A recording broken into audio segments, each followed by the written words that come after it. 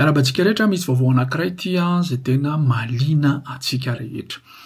Ho azavaiko anareo rehefa any am-piangonana any, iarahantsika mahalala fa rehefa misy feo mikorotana kely amin'ny lafiny teknika, na misy larsaina na misy zavatra tsy tomombana, dia mitodika foana ny olona makany amin'ny teknisianina. Mazava ho azy satria ny olona mieritreritra hoe ny responsabilité dia ny teknisianina irery ihany izany. Ary ny olona rehefa mijery an'ilay teknisianina mitodika makany, ny ankamaroan'ny olona rehetra ao am-piangonana mihitsy, dia tezitra daholo mijery, milaza amin'ny masony hoe tena izany ve dia tsy hainao, tsy vitanao ve ny manamboatra an'izany. Tahaka n'ireny hoe mpiasantsika ireny ilay teknisianina. Marina fa fanoratena ary fanompoana ny ataon'ny teknisianina. Fa n'izao no mila zavatra fantatsika hoe ireny teknisianina ireny dia bénévole izy ireny, tsy misy alovola. Eto isika dia miresaka amin'ny karazana fiangonana izay manana teknisianina bénévole.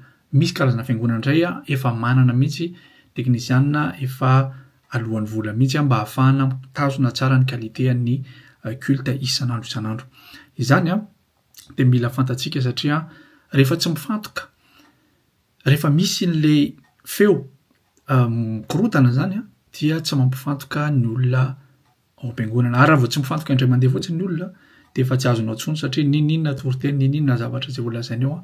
Rehefa tsy mifantoka ny olona dia iny lahady iray manontolo iny dia tahaka ny tsy misy iny. Noho izany dia ity ny vaovao lazaiko anareo, vaovao mahafinaritra be satria misy formation izay ho ataoko, formation en ligne ho an'ny teknisianina rehetra izay teknisianina ny fiangonana.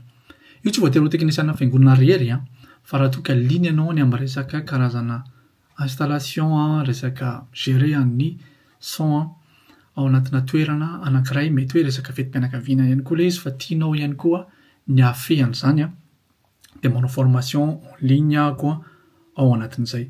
Ka noho izay izany ho antsika rehetra izay mitoditodika rehefa sendra an'ireny, na ho an'ny teknisianina izay tratran'ilay olona rehetra mitodika hoe mba gérer izany dia amin'izao fotoana izao azonao atao ny manovo kely formation ao anatin'izany mba ahafantarantsika hoe inona tokoa moa izany ny base, ohatrany ahoana, inona zavatra tokony ho fantatra teknikement ao anatin'ilay izy. Ary raha toa ka ho hatsaraina ny fitaovana ao am-piangonana, inona ny fitaovana ilaina mba ahafahana manatsara an'izany fitaovana izany.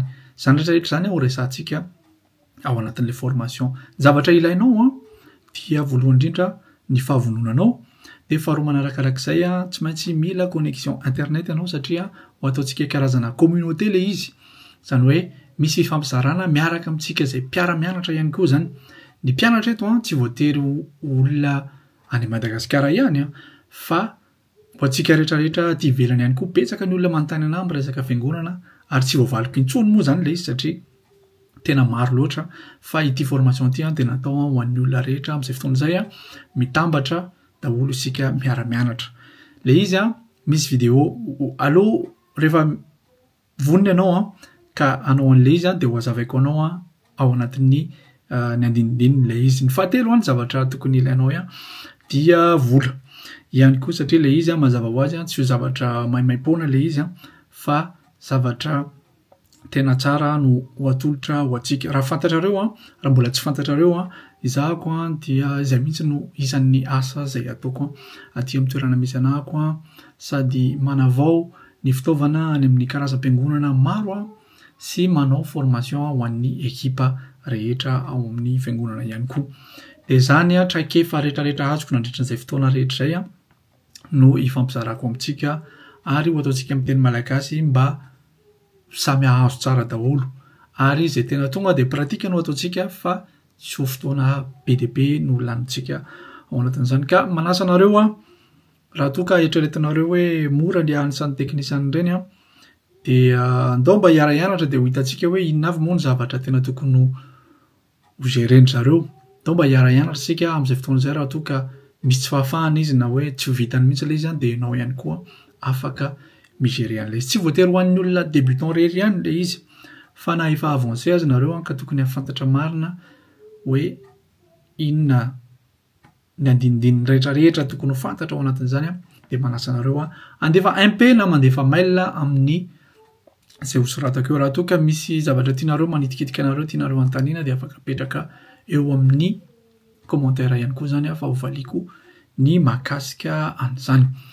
Zay zareo fa dia any zany tsika miona raha toka lininareo ataontsika vaky le izy zany hoe voafetra zany nisan'ny olona izay afaka miara-mianatra manomboka ny saison anankiray dia rehefa tapitra izay dia manao anankiray hafa indray tsika raha toka misy ny fotoana. Io moa zany miankina foana amin'ny fahafahako ihany koa satria zahako ihany koa no tena mitondra antsika ao anatin'ilay izy fa ao anatin'ny fotoana izay ahafahako ty aloha zany dia manentana anareo izay vonona ny amin'izay. Mankasitraka indrindra dia mandra-pionandray.